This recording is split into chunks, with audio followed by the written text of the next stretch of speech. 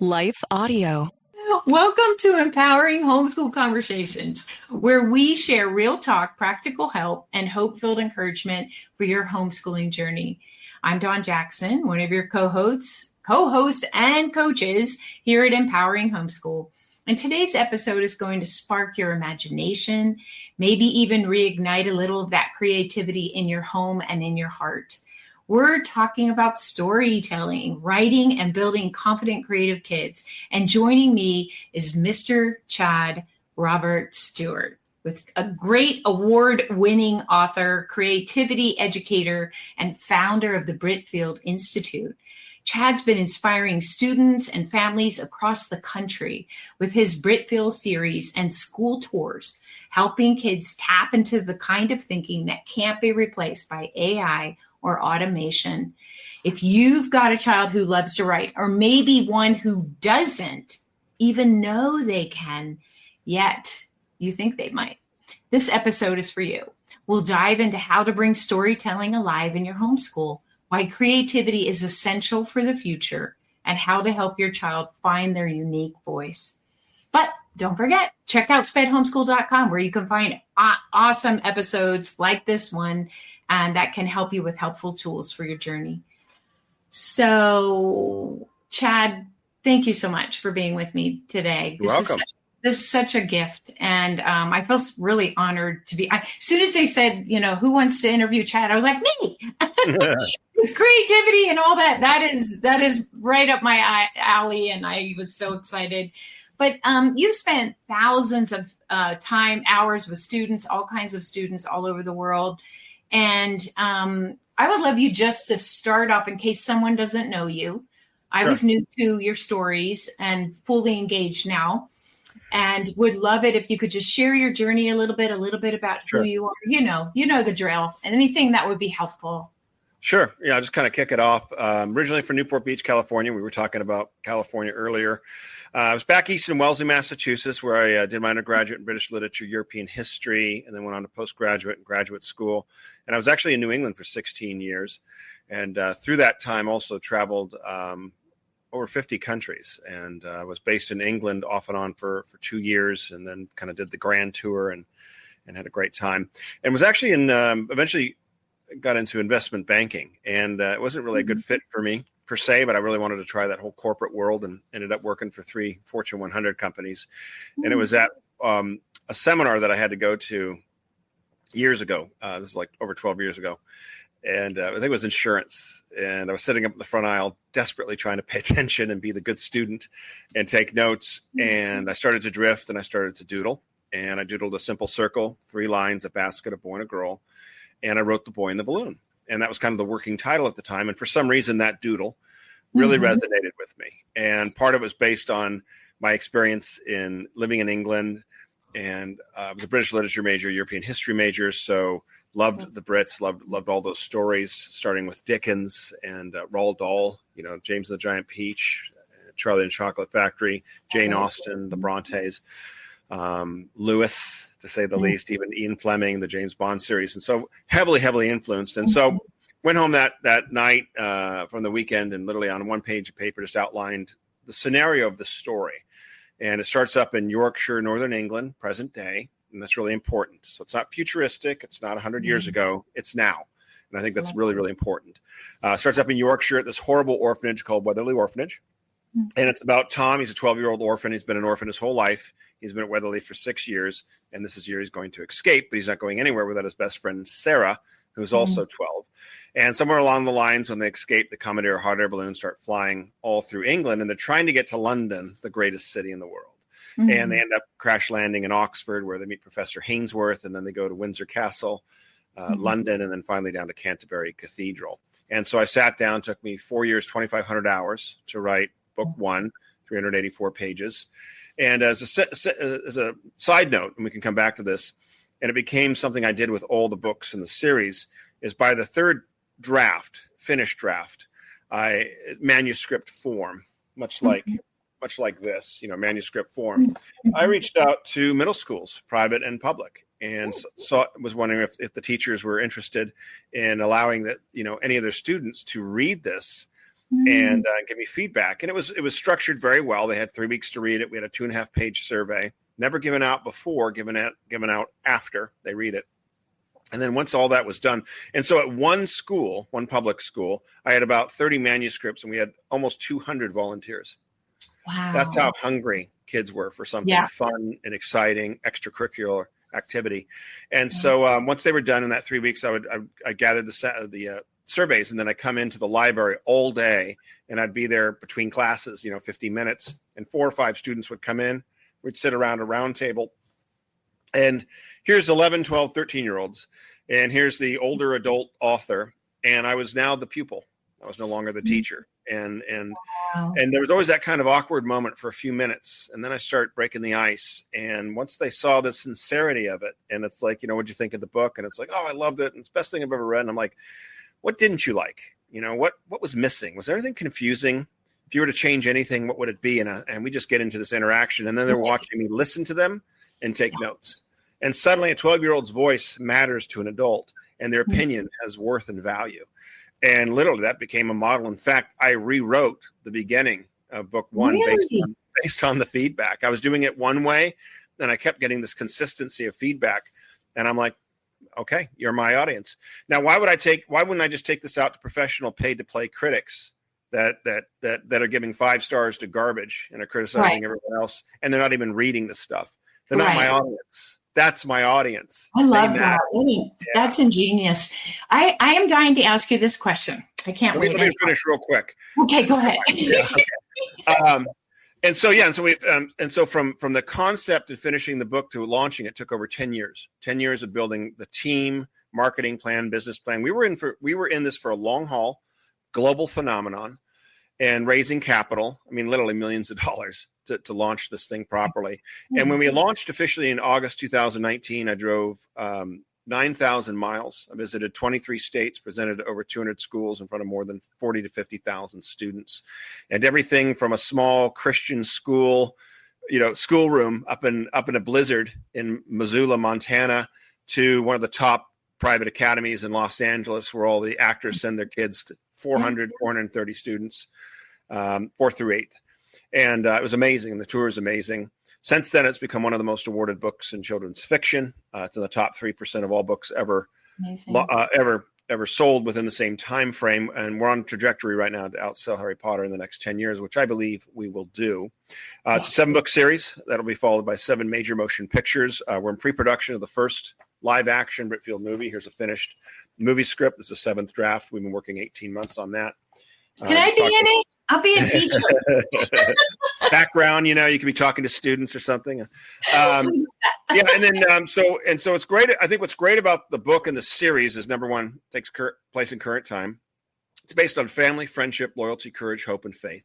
And if you're asking me what's the number one theme through the entire series, it's family and the importance of family, and not always measured by birth and blood, but by friendships that are forged, that are even stronger than even some of your relatives. As children are reading, as adults are reading it, they're learning about geography, art, architecture, history, and culture. We hit the 4 C's: creativity, critical thinking, communication, and collaboration. And the youngest reader is 7, the oldest reader is 93, and 55% of our global audience are adults. And book 2 we launched in 2021, takes place in France. It's called Britfield and Rise of the Lion. My main characters are Tom and Sarah, now 13 years old, and that's 474 pages. We launched book 3, Britfield and Return of the Prince, which takes place in Italy. The main characters are 14 now, and that's 575 pages. And then we just launched in January, Britfield and the Eastern Empire.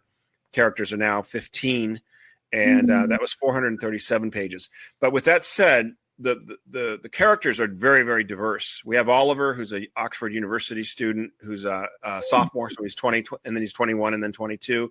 We have Kate, who's this kind of computer geek, their hair kind of pulled back with glasses. Although we changed her appearance in book 3, and Oliver falls for her real fast. They have to go. Him and his uncle Henry have to go drive up to Glasgow and sort of rescue her because she's in a bind. And he's like, "Oh, we got to go get that computer geek." And then they walk into this cafe, and he's like, "Whoa!" He's like, "Okay." And so it's really cool. And then we have Inspector Fontaine, who we introduced in book 2, who works for Interpol. And she's kind of young 30s, gorgeous and smart. articulate. We have Detective Gowerstone, early 40s. And so we have a really great diverse cast of characters. So it's not kind of a kid's books. It's not like a Matilda, although it starts in an orphanage. I always love to say it's not about an orphanage, it's about getting out of the orphanage. Yeah. There's a great quote about Lincoln. He said, Lincoln wasn't great because he was born in a cabin. It's because he got out of the cabin. I've never heard that. I love that. And then book 5, which I've started, will take place in Asia, starting in Siberia, and go through China, South Korea, Japan, all the way down to Australia. And then book 6 will be in South America, and then book 7 will be United States. And by then, the main characters are 18. And so kind of want to just give an overview of this global book series, current time, real issues, and we'll stop there. We will continue this conversation after a short break.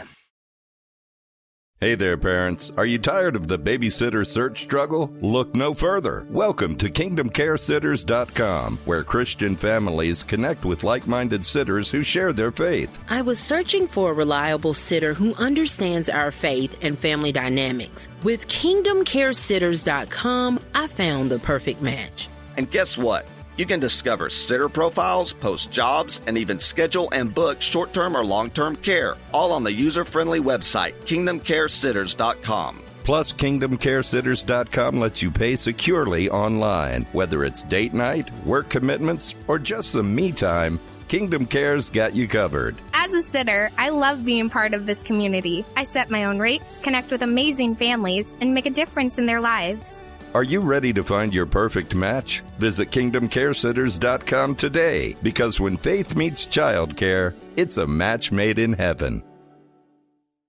At Thrivent, planning your finances is bigger than money. It's a way to support the people, causes, and community you love, because helping you put your faith into action is at the heart of what we do. Thrivent, where money means more. Connect with us at Thrivent.com.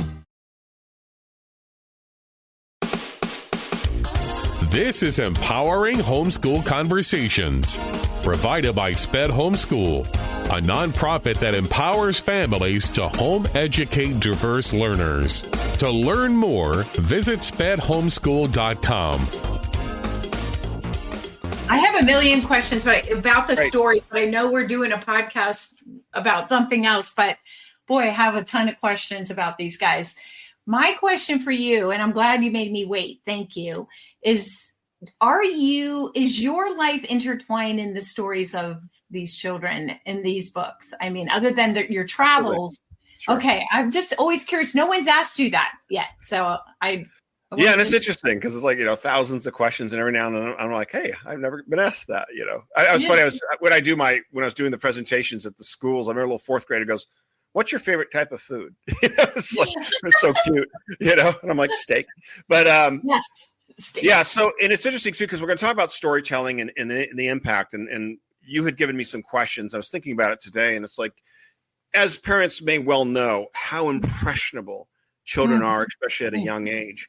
And it was, because of the life that I had growing up, I had a great elementary school. Really, it was actually across the street. I had a wonderful 6th grade teacher who was very creative, and she brought creativity into her classroom. And I'll circle back to that in a second. But it was it was the books that I read. I'll never forget The Mouse and the Motorcycle and Runaway Ralph. Love that. Yeah, and Beverly Clearly. And that was based on a true story, actually. We could circle back to that. But that impression, in 1977, when I was 8 years old, I saw Star Wars. That changed my life, and I thought 13 times. And I'm not a sci-fi person. I'm not Star Trek. But Star Wars was a monumental film, a monumental moment. We're almost 50 years later. It still continues. It's a $74 billion franchise on a movie script that was rejected from Hollywood. We could talk about that. But that, at 8 years old, impacted me and stuck with me. And so it's a lot of, and then I love James Bond movies. Spy Who Loved Me with Roger Moore, that stuck with me. Moonraker, some of those earlier ones. How many times did you see that one? Not that many. Yeah. I mean, Star Wars is my record. I never topped that sense, but I mean, I was just captivated. Yeah. And I use it when I'm teaching, and we can even talk about it today in storytelling, because I'll do like a mini writing workshop as I'm presenting to 300 or 400. And I'm like 7 steps to writing a compelling story. And so I'll use that. And then I'll also say, and then I'll play a really fun 1-minute clip of the Star Wars. And then I'll say, whether you like Star Wars or not, what can we learn from something that's successful, right? You look at successful movies, you look at successful books. What is it? You know what I mean? And it has nothing to do with sci-fi. And just as a reference point, like with Star Wars, number one, it's an original story. We like that. It's based on the 3-act structure. That's very important. It's the hero's journey, which is also very important. It's a very specific formula to follow. It's engaging in a great adventure. Who doesn't love a great adventure? Takes us to a place we've never been before. We love that. In this case, it's outer space. Your book you write could be taking me to Australia or New Zealand, or Hawaii, or out on this boat trip. We like that. We like that journey. It's got a great cast of characters, right? Yeah. It has humor, even as intense as it was. I was doing an interview earlier today, and we were talking about great comedies and how that art form is almost gone in film. But I was coming back to like even Star Wars. It's a very intense. I mean, it starts. It's like the very beginning of it is this little ship being attacked. You know what I mean? It doesn't get any more intense, and yet it has this, especially through the robot C-3PO with this funny comic lines. It's funny. It takes, so, and it's a typical good versus evil. That's the main theme. And David and Goliath story. And we love that. We love the ragtag rebellion against the mighty empire. And think about it. How is this ragtag empire going to defeat this empire that actually has a planet that can destroy other planets? I mean, so I use all that to say all those elements can be brought into the story you're writing. Yeah. And that's the story God's writing in the world too. Sure. But I do want to say something about humor. Humor is really important to me. And in the first book that I'm listening to, ran out of Spotify data, but I'm going to get it back. I could not believe how many times I laughed through that. I just enjoyed that so much. I mean, when you wake up in the middle of the night and you put it on because you're like, I just got to find out what's going on right now, or I fall asleep to it. It's so good. It's so rich, but I know we'll probably get to that at some point. Can you help parents understand a way in which they can encourage oral storytelling, maybe in the beginning with their children, the non-writers as a pre-writing activity, even, right? And I'll say this too. I'll say 3 things. One is a child will never know what they're capable of doing until you give them an opportunity to do it. And your goal as a parent is to give them as many opportunities as possible. And I'm not talking about sending them off to a 6-week, $5,000 program in London. If you can, hats off. But everything I talk, I'm always very conscious of money, and most of it you don't need it. Number one is spending time with them and as much time as possible. But doing fun things, bringing fun into their life, doing library, and making it fun. Like you should be taken to the museum once a month, and you don't go to the museum for 6 hours. That would bore me. But you go into 1 or 2 rooms and you look at the paintings and examine them, and then maybe say, hey, look at each one, and then tell me what's your favorite and what you like about it, and then I'll tell you which one I really like, and and you make art fun, you make the collaboration, you make their opinion, and then afterwards go out and get a hot fudge sundae or something. You know what I mean? It's just like, because I get that every kid, but what you're doing is they're learning to go to a museum, they're learning to look at art. I'm using that as one example. You can walk downtown if you're like in Boston or San Francisco, and you spend an hour and you go down maybe 2 or 3 blocks, do a little bit of research on some of the great architecture there, or a couple key buildings, or go into a cathedral and spend 30 minutes just walking around and looking at it, and do a little research, maybe read something about it, and this was founded and so and so, and and you just bring in a little bit of facts. You don't drown it out with details and stuff, but you start to create this world in their mind. I mean, from 5, 6, 7 years old. That they will never forget. And who knows? I mean, maybe when they grow up, they're going to be an architect, or they become a painter. There's a great book out there. You might be able to find it in print, and it's called Coloring Outside the Lines. And it's by Professor Roger Schenck. And he used to be a professor of the graduate program at Northwestern. And I just love the title. It says everything, Coloring Outside the Lines, right? And I think he said something like at the very beginning, he was horrified by what schools are doing to children. They're taking the love of learning out of them and putting a lot of dry, unimportant facts into their mind. But he gives an example because this child was quite intelligent, smart, homeschooled kid.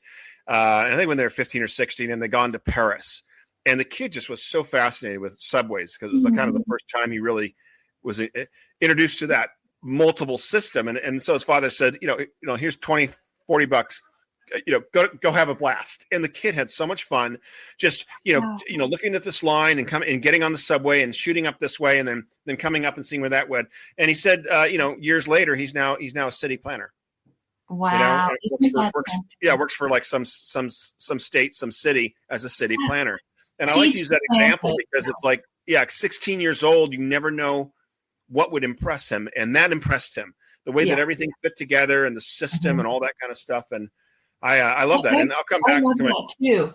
I say that to, when I'm coaching with a parent, even if their child is, diagnosed with autism and they don't talk or, they don't know what they're learning because they can't express back. I say expose them to everything. And I don't mean TV and YouTube, although it's not horrible. If you're doing a lesson on sea creatures and then you want to look up some sea animals or sea anemones, that's fine.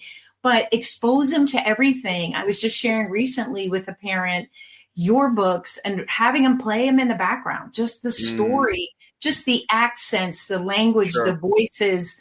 I don't even know. Is that one person doing all of that, by the way? It is. His name's, my gosh. His name's Ian Russell. He's an award-winning British voice talent, and he did all the voices. And it was funny, too, when we were auditioning, and they would send it. They'd read like the first chapter or something, and we'd hear it. And I'll never forget this one woman. It sounded like she worked for the BBC. It's like so dry and stale. And then I heard Ian. I'm like, there we go. That's our. We will continue this conversation after a short break. Hey there, parents. Are you tired of the babysitter search struggle? Look no further. Welcome to KingdomCareSitters.com, where Christian families connect with like-minded sitters who share their faith. I was searching for a reliable sitter who understands our faith and family dynamics. With KingdomCareSitters.com, I found the perfect match. And guess what? You can discover sitter profiles, post jobs, and even schedule and book short-term or long-term care, all on the user-friendly website, KingdomCareSitters.com. Plus, KingdomCareSitters.com lets you pay securely online. Whether it's date night, work commitments, or just some me time, Kingdom Care's got you covered. As a sitter, I love being part of this community. I set my own rates, connect with amazing families, and make a difference in their lives. Are you ready to find your perfect match? Visit KingdomCareSitters.com today, because when faith meets childcare, it's a match made in heaven.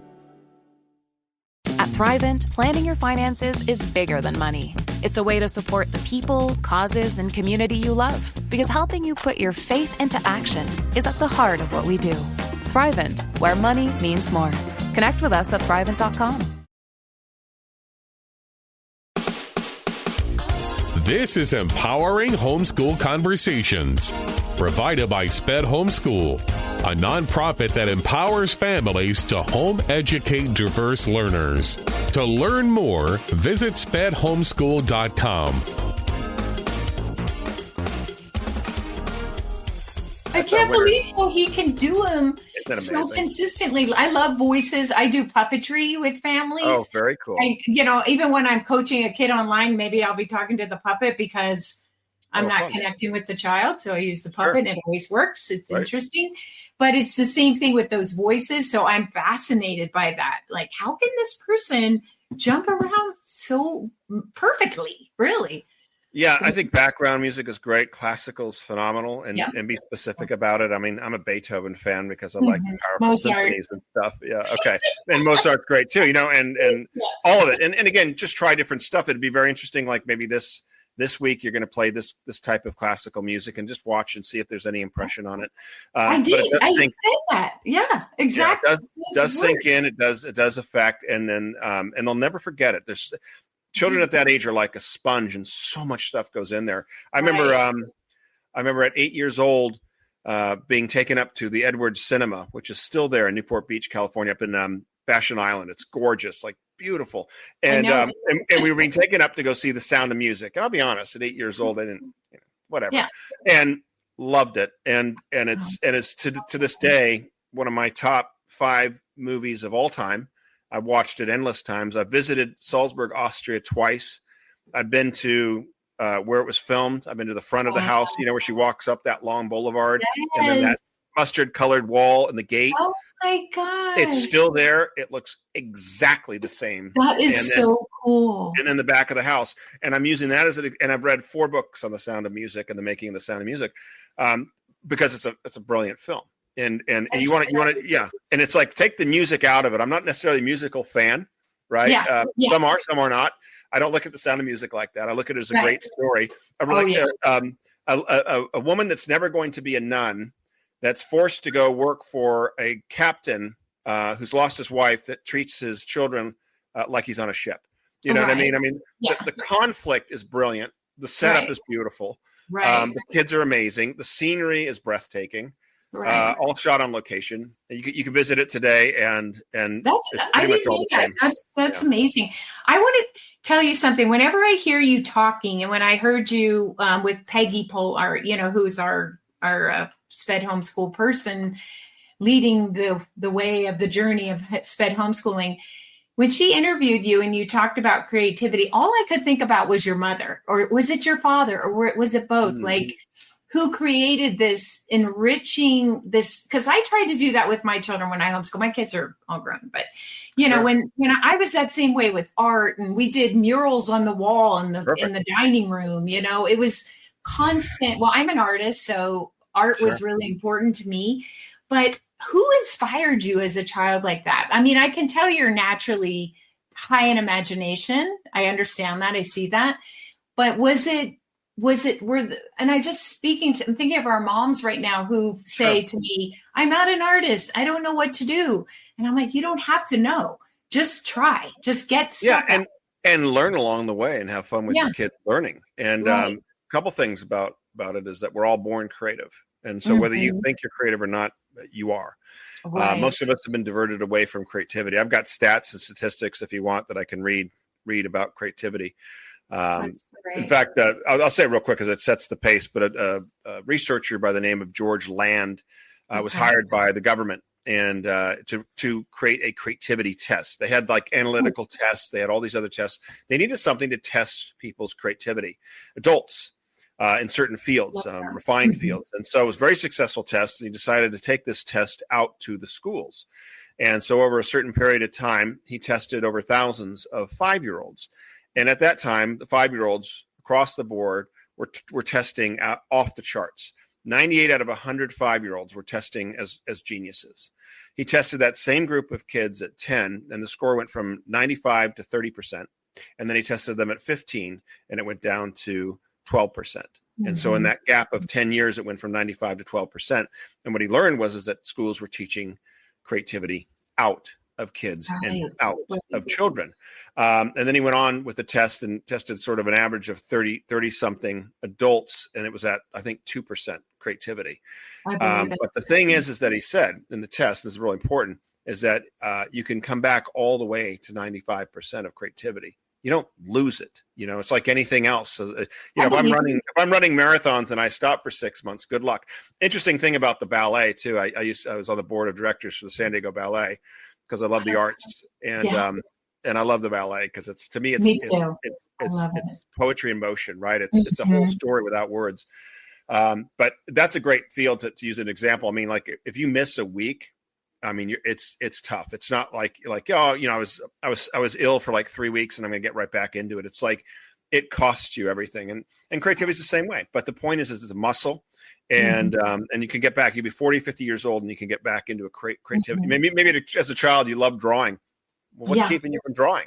You know what I mean? I mean, yeah, and I get that you have to work and stuff. Would it kill you to spend a couple hours, maybe Saturday mornings as your drawing time, or you want to write that novel? Start writing. They say the longest part of the journey is getting out the front door, and that is the truth. Is so true. Just making those first steps, making it a part of your morning practice. I've been doing that in I do draw, and I've been drawing just something in my living room, or yesterday I was on the floor next to a fire, just drawing a table with flowers on it. And, and it's not like for anything. I may make a painting out of it. I don't know, but it's that mindset of just, I don't know. It just changes something in the chemistry inside your body. Yeah. When you're in a creative zone, it does a plethora of things. And I literally have 120 slide pitch deck just on creativity. the research of creativity, the different aspects, what it does in the brain. But when you're doing something creative, again, number one, the first myth to debunk or to bunk is that we use 10% of our brain. We use 100% of our brain. We use our entire brain. There's not some big empty gap up there of 90%. But when you do something creative, I mean, it's definitely more right side, but it flows across both spectrums. Your synapses is firing like crazy. It calms you down. Yes. It lowers depression. And it's the type of thing when you're in a zone, right? And you start out at 7:00 and you're like, what time is it? And it's like, you think 5-10 minutes has gone by and it's already 9 or 10. Oh yeah. Right. Hours go by. I'm like that sometimes when I'm writing. Most of the time I have to just push it. But you know what I mean? It does all those things. I mean, it helps with depression. It stimulates the mind, stimulates creativity, lowers stress, takes all that kind of stuff. And so. And imagine that with like a child that's nonverbal or on the spectrum, autistic, isn't able to express, right? And I've worked with kids, I've done art therapy with children where I've had kids come into my classroom who were stressed out from the general education room that was putting all this pressure on them. And I'm like, you know what, you guys, we're just going to paint today. We're going to paint? Yeah, let's get the paints out. And just change that whole mindset for them, giving them, and they would say to me all the time, can we paint today? Can we paint? I said, let's get some stuff done. We'll see what we can do, you know, but it was, for me, it was just seeing like, what is the purpose of pushing and pressuring academics when the child's not present in their body? They're not feeling well. They're depressed, like you said, or they have a horrible outlook. It just changes all that. I know last night I have a little studio in my garage and don't know what came over me, but I had this like paint. I have all these paintings on the wall. I'm like, everything needs splattering today. And I woke up this morning and going, what did I do to all those? And I went on, it was okay. It was okay. You know, I had to fix it a little bit, but it was beautiful, you know, and it just having that opportunity just to kind of let loose. But if you are a parent, let's continue with this writing piece and imagining stories. What if you have a child that can't write or can't talk? Do you think like art is a way to get that out, or another way, movement? I heard you talk about, you know, dancing, you know, things like that. Yeah. Let me share one of the best stories. One of my favorite stories. If I can find it, give me 2 seconds. Sure. But you're talking about so many things, and so many things were popping. I know. Well, you're doing that to me. You're doing that to me. I hear all these things. And I'm like, wait, I got that story for that. This is one of my favorite stories. This says it all. But the thing that set me free when I was young was building blocks. I loved the building blocks. And we had this big a wooden box. And then in it was all these little different shapes and stuff. And I mean, I would create these skyscrapers. Were they wood? Were they like the light wood? Actual wood. Yeah. Like my blocks. son had those too. Yeah. Yeah. Loved it. And then Legos was fun. And then some of the other stuff, but I loved the building blocks. And then fast forward 18, 19, I was 18 or 19 and started working for a major building company doing residential homes. And then eventually when I was in New England, started an architectural and building company that put me through school. And that came from the building blocks, and that's the truth. But I just want to share the story because I always forget about it. But if you're familiar with the woman by the name of Gillian Lynn, and she was a choreographer, and she did Cats in Phantom of the Opera. And when she was at school, she was really helpless, like most students today. That they would be defined that way because you've got 48-year-olds stuffed in a classroom for 40 hours a week. What do you think is going to happen? Right. And another thing too is all children learn differently. You know, I'm very hands-on. You could talk to me all day long and you're going to put me to sleep. Right. I need to do it and experience it. Some people are verbal. Some people are. Everyone's different. We all learn differently, and so you can't teach an entire group of students the exact same way and expect all of them to advance. But at school, they wrote to her parents and they said, we think Jillian has a learning disorder, right? Mm-hmm. They love defining things. She couldn't concentrate, was fidgety in class. And so she went to a specialist. Her mom took her to a specialist. And thank God for this man who was brilliant. But they go into this oak paneled room and the mom's kind of there. And Jillian's sitting on a couch, and she's kind of, she's a bit fidgety, and he's talking to her a little bit. And he said, Jillian, he goes, stay here. I'm going to go talk to your mom for a couple of minutes and we'll come back. And before he left, he turned on the music And so they walked out of the classroom and the mom's like, what's wrong with her? And he said, nothing's wrong with you. He goes, watch for a second. And within a couple minutes, Jillian got onto her feet and she was dancing to the music. Yeah. And she goes, what's wrong with my daughter? He goes, nothing's wrong with your daughter. She's a dancer. Take her to a dance class. Yeah. And so being interviewed later, Jillian said, what happened? And she goes, my mom did. And she goes, it was amazing. She goes, I was around people that had to move to think. They had to move to think. And they did jazz and they did tap and they did modern. And she excelled at it and loved it. She eventually auditioned for the Royal Ballet. She became a soloist, had a wonderful career. She started the Jillian Lynn Dance Studio, taught thousands of children and adults dancing, became very successful, met Andrew Lloyd Webber, is responsible for some of the most successful musicals in history. She's a multimillionaire, and she's brought pleasure to millions of people. And someone else would have told her to sit down and put her on medication. Yeah. And that's the story of today, I know that story. Kids are just dancers, Yeah. I know that story well, Chad. As a special education teacher, I was pretty much done the day that I sat in an IEP and one teacher wrote a review of a student labeling him ADHD. I turned to the parents and said, I believe he's gifted. This is after they were ghost white, traumatized from the report. And I said, well, I believe he's gifted. That night, the principal wrote me an email and pretty much threw me over the bridge. How dare you say he's gifted? Well, I see him for 3 hours a day. And this kid was gifted. I mean, his imagination, everything. And I got in trouble literally for telling the parents that because it wasn't in the eligibility report. And I'm like, well, you didn't ask me. I know one or a couple of schools in Texas that every single child there is on medication. Isn't that awful? And that's a big business for them too, and a kickback to the teachers or dean or principal and stuff. And most kids, if any kids, shouldn't be on medication to say the very least. But I'm not a doctor, and I'm not going to sit here and prescribe. Although the medical field is a joke, and they're not learning organics or natural or any of that kind of stuff. And 90% of everything can be solved by that. Nutrients, minerals, etc. But anyway, but go on. Fresh air. Yeah. And getting out and walking in the park and having some fun and playing frisbee football. In your bare feet. Yeah. I saw a group of little homeschool girls the other day at the park with my dog, and it was cold. It was a cold, blizzardy day. I turned around and looked at them. They all took their shoes off and started running through the grass. And I'm like, that's awesome. It's a homeschool kid. And they were. Yeah, right. I'll say this too, from all my studies and all my traveling and all the schools I've gone to, and I've been to all of them, private, public, Catholic, Christian, homeschool, charter, but the homeschool kids are the most well-rounded, best educated kids I've ever met. They're grounded.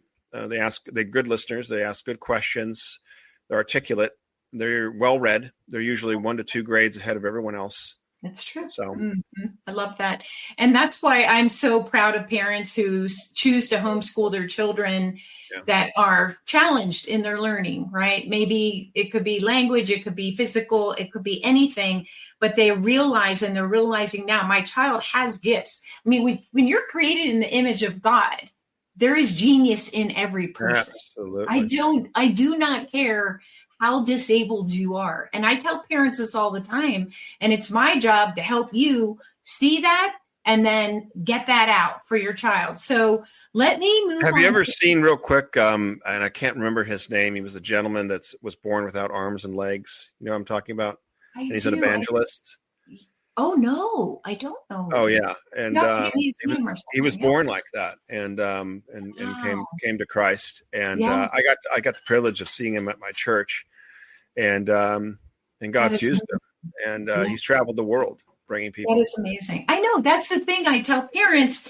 When I first meet a parent, they come to me. My whole heart and passion is to find the gift that your child, what they were put on this earth to do. Other than love God and know God, there's a purpose that God has for each one of us. So what is that person? What is that purpose? Is it to bring joy?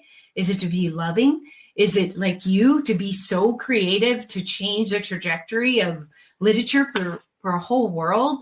You're the current world to me. You're like the modern day C.S. Lewis. You really are. So this is super exciting for me because I love C.S. Lewis so much. I'm like, why couldn't I meet C.S. Lewis? Right. Yeah. He would have been my best friend. I know it. And so I just feel like this is as close as I'm going to get. And on this side, right? So, well, let's go to another question if I can, unless we can just keep rambling. But let me ask you this. This is a good one. I bet you have information on. What's the connection, would you say, between storytelling and a child's self-confidence? And I'm not just storytelling, but listening to stories. Let's add that in there too. But it's connected to their self-confidence or identity. Yeah, that's a great question because I've done a great deal of research. I'm part of a PhD program, and so I did a massive independent study where I was interviewing quite a few of the alumni across the field in every field that you can imagine. And guess what I found out were the three most important skill sets in the world. Number one was because I've heard you say this, but go ahead. Number one was creativity. Number two was storytelling.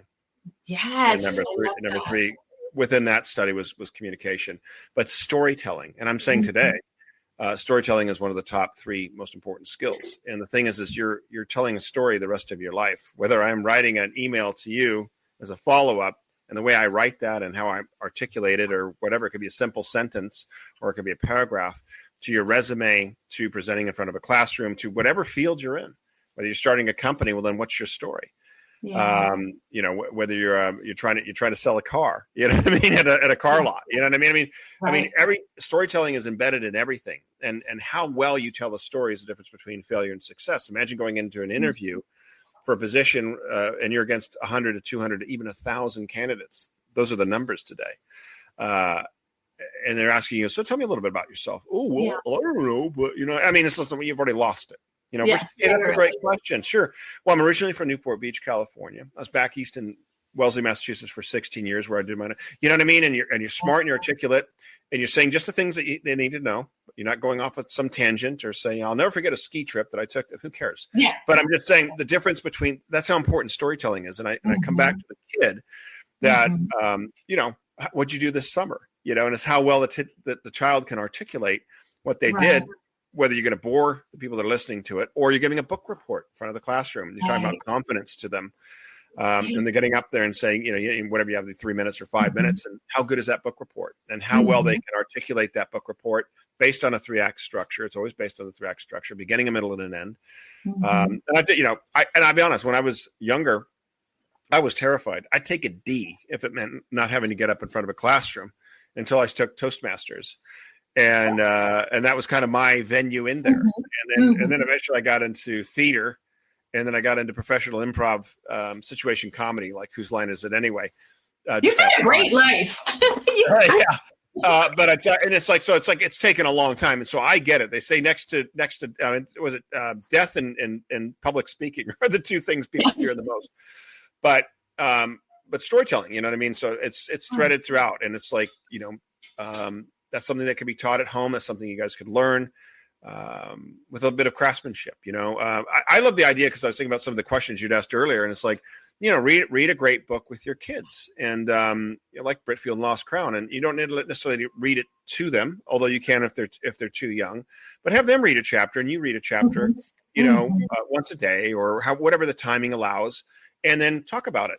What'd you think of the chapter? And what you're getting to do is you're getting them to think about what they read, and they're articulating it. Well, I really liked the beginning, at the orphanage, and my favorite scene was this, and, start to have a couple questions, a bit of framework that it's not loose and all over the place, but little by little, you can start to articulate how they summarize, a chapter or how they summarize, and, maybe just free flowing at first. And then it's just like, we'll time each other for like 3 minutes. Let's just have some and see if we can get it all, whatever.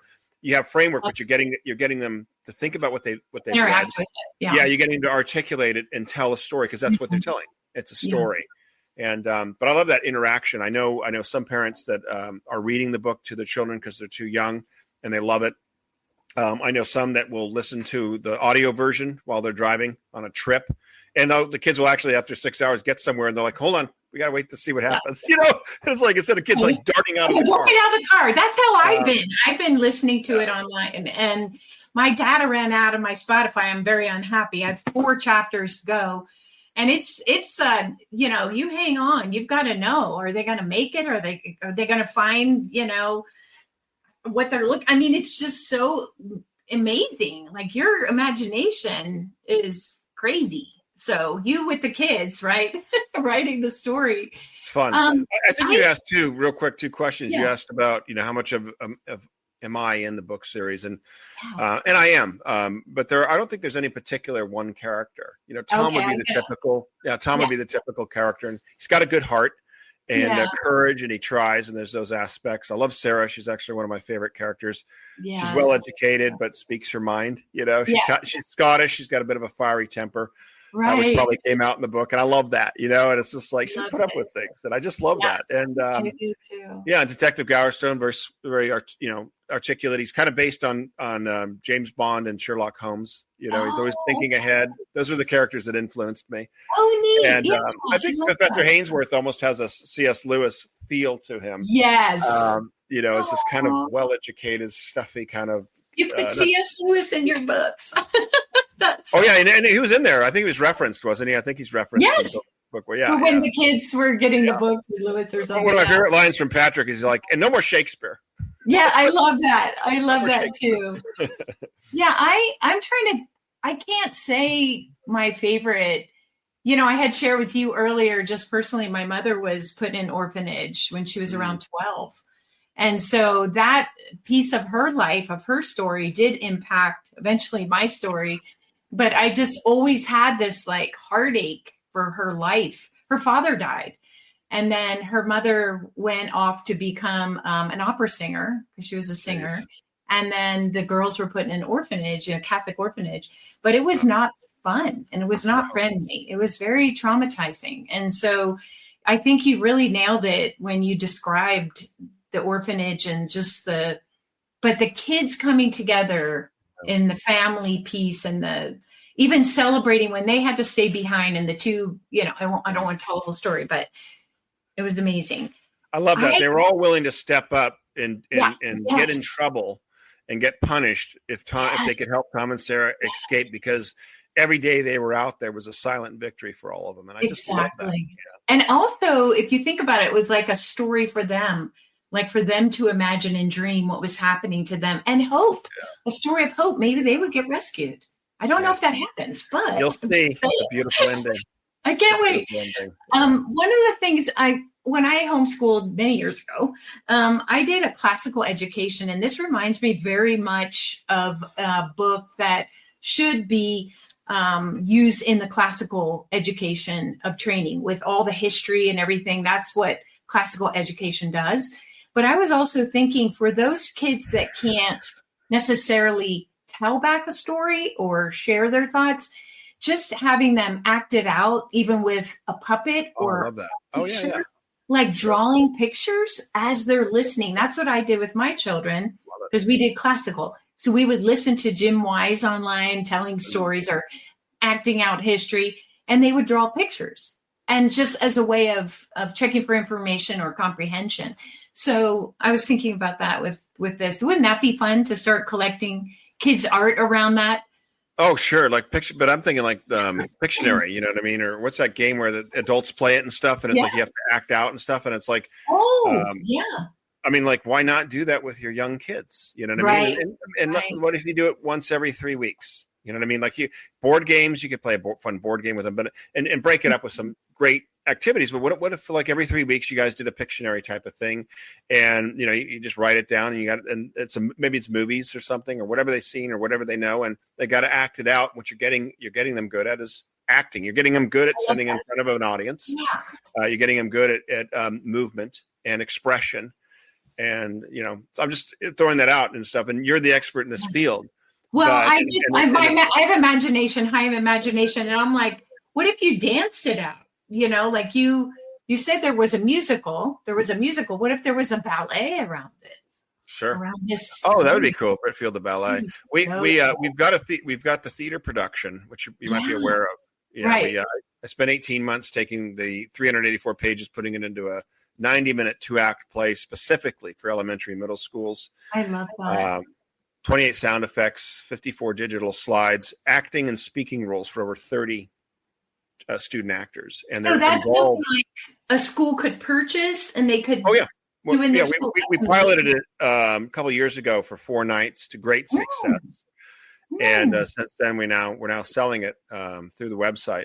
And we'll eventually roll it out to all this, kind of to all the major databases and stuff. But so schools we sold one this week actually. That's to a place, a school in Tennessee, and they just it's all turnkey. Pay for it and download it, and boom, it's all set. So okay, now I know the next thing I'm going to be selling on my website. I have a question for you too. Like, as in terms of your institute, I know you have a download there that I thought was very fascinating for ideas. Sure. Can you talk about that a little bit for families? Because it's a free download. It's for schools per se, but it really works fine. I was reading through it and I thought, I uploaded it to my computer or downloaded it. I guess, I don't know, whichever way it went there. And it was just such great resources. I know I would love to be able to pull that up right now, but I don't. Oh, it's okay. I've got it in front of me. Okay, good. You've got the idea of that's stuck in my mind now is of a ballet, the Britfield Ballet. Wouldn't that be beautiful? That'd be beautiful. So if you go to BritfieldInstitute.org and you go to resources, we have some wonderful stuff. We have some, it's free. It's giveaway, and we spend a lot of time and money putting it together. The first thing I think is fun, especially for classrooms, is printable creativity quotes, and I think there's over 50 of them. And the idea is, they're just these great fun quotes with a great background, and it says, the problem isn't that we aim too high and fail, we aim too low and succeed. Mm-hmm. Or the true sign of intelligence is not knowledge but imagination. And Albert Einstein, the best way to predict the future is to create it, Peter Drucker.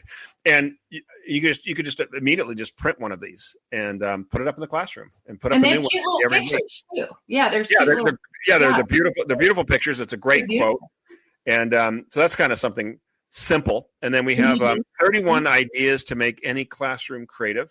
So it's kind of in an ebook form. You could download it. Boom, you're good to go. We've got. Do you think if you created something like that for homeschoolers, it would be similar? Oh, it's all the same. Yeah, it's all the same. I think so too. Yeah. And then we have the first chapter 1 and 2 free for download ebook. We have the first chapter 1 and 2 audiobook. We have the creativity gap, which is kind of restoring creativity to schools and the industry, which is kind of a white paper written on it with a lot of stats and statistics, some of what I've already gone over. We have Britfield and the Lost Crown 8-week study guide, because the book is meant to be taught in the classroom or at home in homeschool groups. Wow. And that's free. That's a $30 value. We sell it. We sell it on our website for $30. We're just giving it to you. It's 83 pages, based on. We used the Lion, the Witch, and the Wardrobe, Lewis's, as a model, and his was only 50 pages. Britfield and Lost Crown study guide, and then we have 11 creativity games for the classroom, and then we have the Britfield book club kit. So if you wanted to create a Britfield book club, so those are just some things that are on the website, free. You can download them, and you're good to go. That should keep you busy for a while, at least a semester. Exactly. That's amazing. That's a gift. Thank you so much for giving that to everyone. Yeah, I definitely want to encourage people to check that out and see if that would be helpful. It will be helpful. I looked at it. It's amazing. How are we doing on time? You and I think we could talk all day. They're going to have to probably edit. We had a late start, though. I think we got maybe 5 minutes if you're going for an hour. Say that again? Actually, I can look at the recording. It's only 51 minutes. So depending on, okay, great. Yeah, that sounds good. And then also I wanted to ask you, how can families incorporate storytelling into everyday life without needing to create a full curriculum? I think having dinner around the dinner table needs to come back. I think devices need to be monitored and never at the dinner table or during your time as a family. They've got the rest of the day if you're allowing them to use them. But I say that because it's like around the dinner table and that interaction of how was your day needs to come back. It's a very simple thing. how was school today? What did you learn? What was your favorite thing you did today? Or Dad, what's going on at work or whatever it is. It's that interaction, because guess what? You're telling stories. And there's very few good series on television, but one that I enjoyed is more for adults, but was Blue Bloods with Tom Selleck. And they went on for 14 seasons. Wow. Oh. And it really is a great, they're all cops. Tom Selleck is the commissioner. His oldest son, Danny, is a detective. Young one, Jamie, is a kind of a new recruit. And then Erin, the daughter, works for the district attorney. And so it's like, and yet there's this really great family bond. It's interesting because there's always something happening, and they do it in fours. So it might start out with something the commissioner's dealing with, and then ends on a hanger, and then Danny, and he's trying to chase this one, but every Sunday they get together as a family, no matter what, and they come to the dinner table, and that's when they have their family, and they eat and they share, and so when you were saying and that really stuck with me, and I'm like, when's the last time that happened? And it's pretty cool. And so, but those are some simple things to do. It's, again, there's a great quote by the German philosopher Goethe, and he says, if I treat you as you are, I make you worse. But if I treat you as what I think you are capable of becoming, I help you become it. You're right. I love that. Yeah. And you see what the idea is, I never see people as they are. I see what they can be. Not that I don't accept them for what they are. I'm just saying I can see things that they don't see inside them. I can see the greatness that can come out. And I say that with kids. And I think a couple things why the tour was so successful is I wasn't talking down to 12-year-olds. I was talking with 12-year-olds. Yes. My book doesn't dumb down. It pulls up with vocabulary and sentence structure. Right. I just don't waste a lot of time talking about things I don't need to talk. And most novels do that today. They got about 100 pages of story and 200 pages of description. And halfway into it, they're spending 2 or 3 paragraphs describing what the woodwork looks like on the house. Who cares? Right. You know what I mean? It's like, that's not story. And it bores the kids, and they'll hit those speed bumps, so they'll just stop reading. The greatest compliment I get from kids is that they've read it. You know what I mean? Yeah. And I've had kids that have read the 384 pages in one sitting. The record to date is something like 2 hours and 47 minutes that a child read this entire. I couldn't read this book in 3 hours. I just don't read that fast, But the point is it's compelling. It's based on the 3-act structure. I have a script writing background. And so that's why 90% of the people that read it say it reads like a movie. And what some of the comments that I love is that I feel like I'm one of the characters, or I feel like I'm in it. Yes. And I love that. Yeah. I definitely can relate to that as well. I love that. I would not expect you to answer that about just going back to the table, back to the time of sharing. Back to basics, really. Basics. We've not grown out of that. It's been forced out of us, right? Yeah. But go back to the basics. So. Yeah. And I was thinking, I'm on a business meetup group, and she was talking yesterday about, keeping the Sabbath, essentially, like preparing for the Sabbath, like that will start, say, Saturday night, and then, through Sunday, where you're off the phone, you're having conversation, you're having a beautiful long meal. It's kind of hard to do with a black lab, but we can do it. We can turn the TV off. We can turn the computers off. And I wanted to ask you, just for a fun question, what do you do in your spare time when you're not working, when you're not writing books? How do you, I know, you're not really into TV and all that, but what do you do for your spare time? No, and I do. I love decompressing with good TV, if you will. I mean, the stuff I'm watching is from 10 or 20 years ago. I kid you not. Right. There's very little of anything that's current. But I like getting into a good series. I'm enjoying the Castle, if you're familiar with that. And no, I read it down because I'm always looking for 8 seasons, and it's really good. He's a writer. He's like this best-selling fictional writer. So again, I'm connecting. He's in New York. Cool.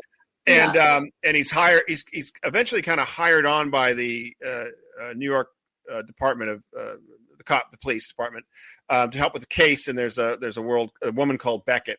She's stunning, but she's very smart. And she's reluctant at first. It's like, what the heck, like this author.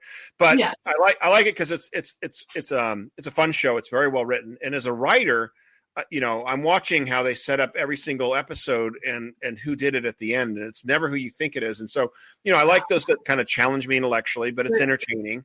Right. And so things like that are fun and good for me. It's hard with films because there's very few good ones. When's the last time you've been to a movie? Right. Right. I did see the Dylan movie. The what? The Bob Dylan movie. Oh, how was it? I thought it was great, but I grew up with Bob Dylan and all those guys. So it was, to me, and I'm from Philadelphia. I'm from back east girl. So it was just reminiscent of those times and that music. That's pretty cool. Sure. I'll take you back. And it was clean. It was clean. I'm just. Yeah. I like reading. I'm back into British literature again, which is funny. I'm kind of reading like the top. I've read most of the top 100 books one needs to read and stuff, but I'm actually reading Charles Dickens' Tale of Two Cities again. Good. And so that's fun. What's your favorite book? What's your favorite? Great Expectations is my favorite book by Dickens. Okay. Yeah. George MacDonald. Do you have any George MacDonald? Have you read George MacDonald? I'm familiar with him, but it's not resonating with me. He was. I think him and C.S. Lewis were kind of friends. Yeah, I think Lewis was influenced by him. Yeah, and maybe he was before him, but maybe he was before him. But he wrote a lot of children's stories. Yeah, fantasy. So I have some of his books actually. Yeah. Oh, that's pretty cool. Yeah. No, and it depends. I don't necessarily have a favorite. I mean, I loved I love Roald Dahl's books. I love Charlie and Chocolate Factory.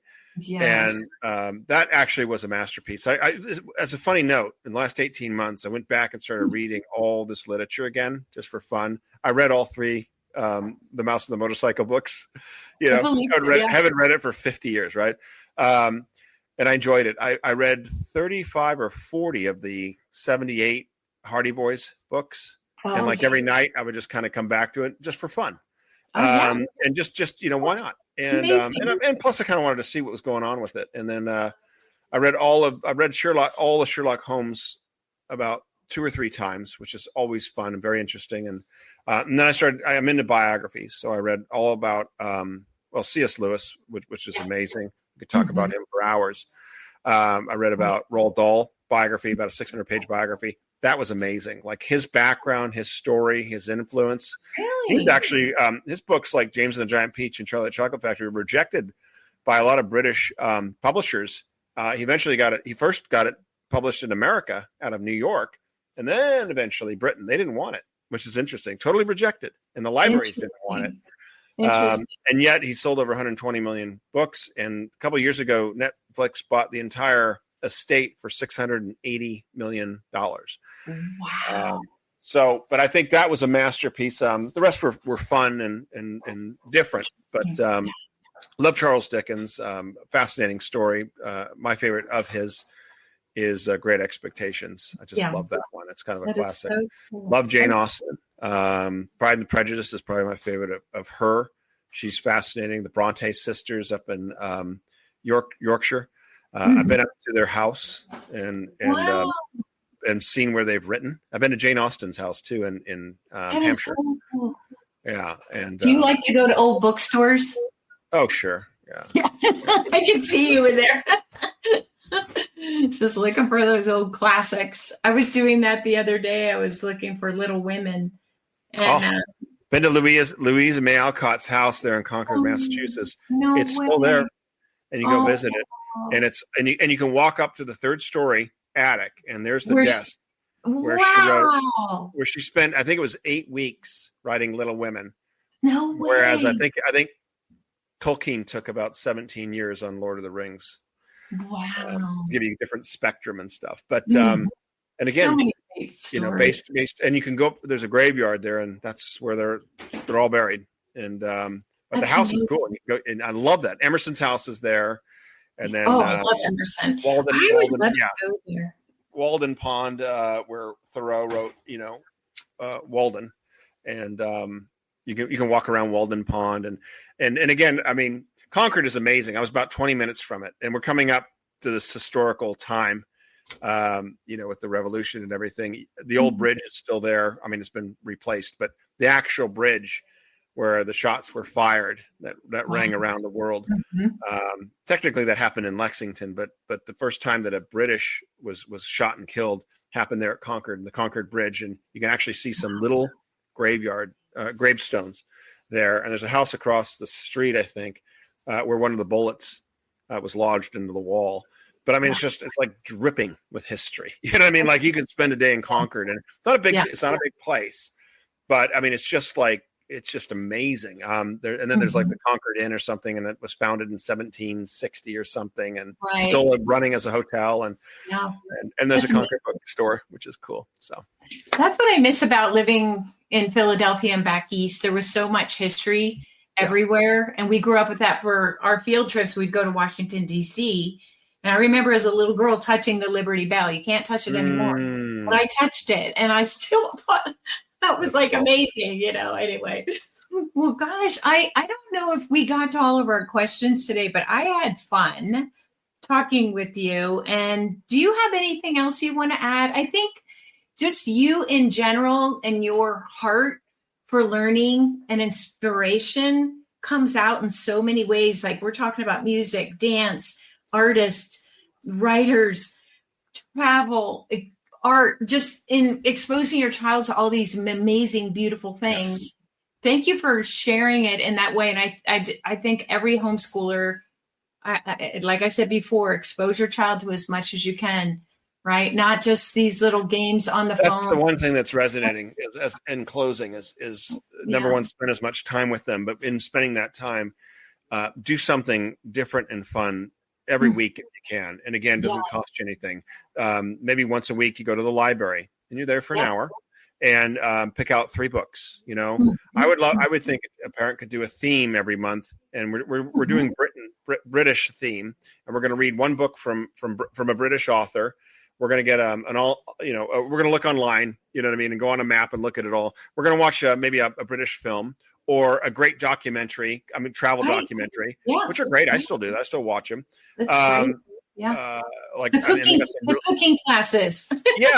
And what if you even threw in a British meal? And again, it's like once a month, and then next month is France, and then the next month is Italy. And oh my gosh, the impact that's going to have on that kid. And they're going to tell you at 10 or 11, but they'll remember it at 22 or 25. And who knows? They might become a world traveler. They might write travel books. Who knows what's going to happen? Just as an example, that's just a library thing. And don't think the library is going out of style. Don't think the print book is going out of style. In fact, the print market is growing at anywhere from 8 to 12% right now. And independent bookstores are now growing at 5 to 7%. Board games is growing at 5 to 7% every year. It's a $2 billion industry. It's not going down. It's going. And you're going to do a board game, right? We are. We're working on it. Yep. Hey, I know. That's so cool. I can't believe it. When is that movie coming out? I'm hoping November 2026. It'll probably be November 2027, which is okay. Yeah. That is so exciting. You must be just delirious with joy and just everything. Excited. I'm feeling it. It's pretty cool. It's hard because I'm now writing book 5. And so it's like, you know what I mean? Like full focus. For 4 months, I had the freedom and beauty of doing whatever. And I'm busy and I'm doing interviews and we're running the company and, all the other stuff that goes on it. But it's like when you're back into the game of writing, all you care about is writing. And I say to myself every morning when I have to do something else, I'd rather be writing. I love writing too. I'm the same way. I'd rather be writing. Yeah. Yeah. I'm writing a story about it's called, I don't know what it's called. I forgot what it's called. It's about 3 generations. It's about a mother, a daughter, and her mother, and how they're all intertwined. I don't know why I started that, but I thought it was interesting. Chad, thank you so much. Thank you for this. You're welcome. It's amazing. I can't wait to finish the first book and then get into the rest of them. And I have no one to read them to. Sophie, my dog, she may like them. Actually, she wouldn't mind probably. I'll say this real quick in closing, because as I'm writing, I'm doing my research all the time, and it starts. Book 5 starts in Siberia, and then heads through Mongolia and into China. And so, what do I know about Mongolia? So I'm doing research, and then I'm like, what if they bump into they're being chased and they bump into nomads of a tribe.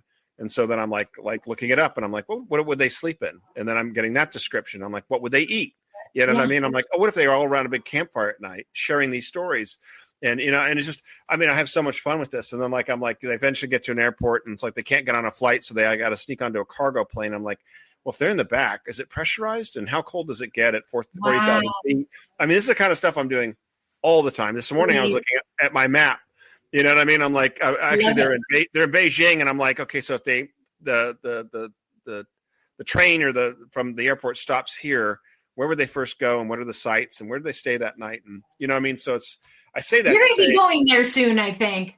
Yeah, that'll be fun. Actually, we have a major publisher in China that's interested in the book series. We picked that up at the London Book Fair in March. So we'll see. Can I ask you one question?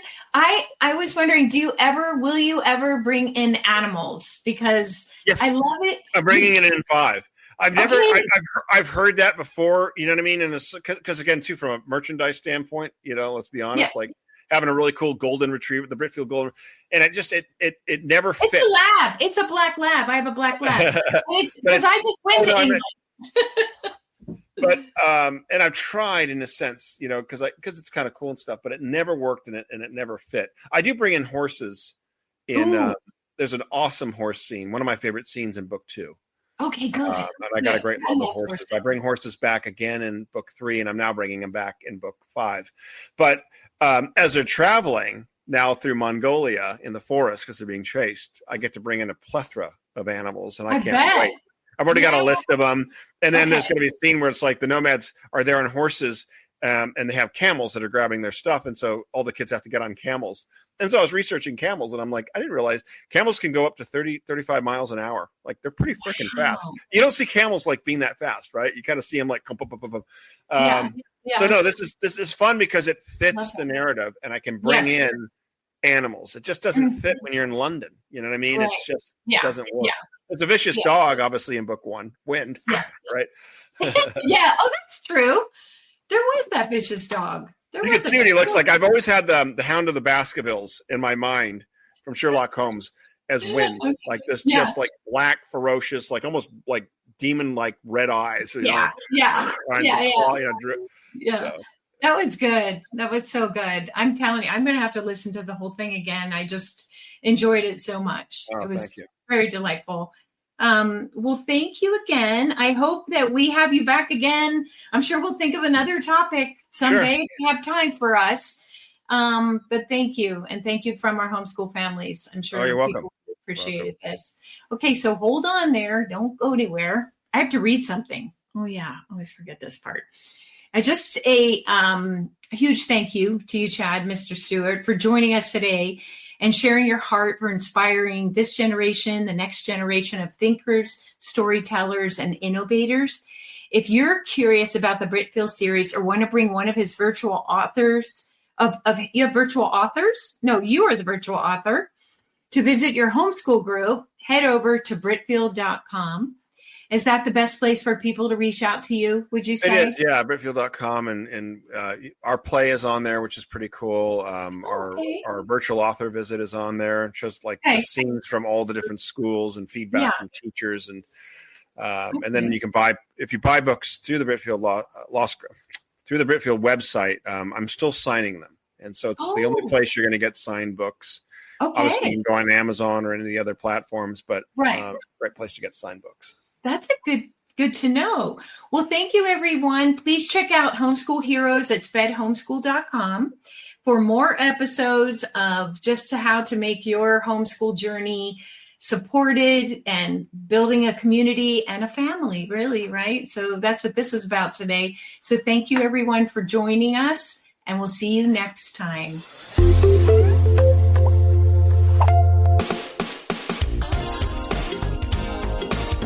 I want to take just a second to thank the team at Life Audio for their partnership with us on this podcast. If you go to lifeaudio.com, you'll find dozens of other faith-centered podcasts in their network. They've got shows about prayer, Bible study, parenting, and more. This has been Empowering Homeschool Conversations. Have you ever attempted to read the entire Bible? Did you do it, or did you only make it part way? I'm John Stange, and I host a podcast that will make it possible for you to make it through the entire Bible, one chapter at a time. I've been hosting the Chapter a Day audio Bible podcast since 2015, and every single day of the week, I read one chapter of Scripture, then follow that up with a time of prayer. And if you're looking for daily insights and inspiration directly from God's Word, I hope you'll give the Chapter a Day audio Bible a listen. You can find it at lifeaudio.com or on your favorite podcasting app.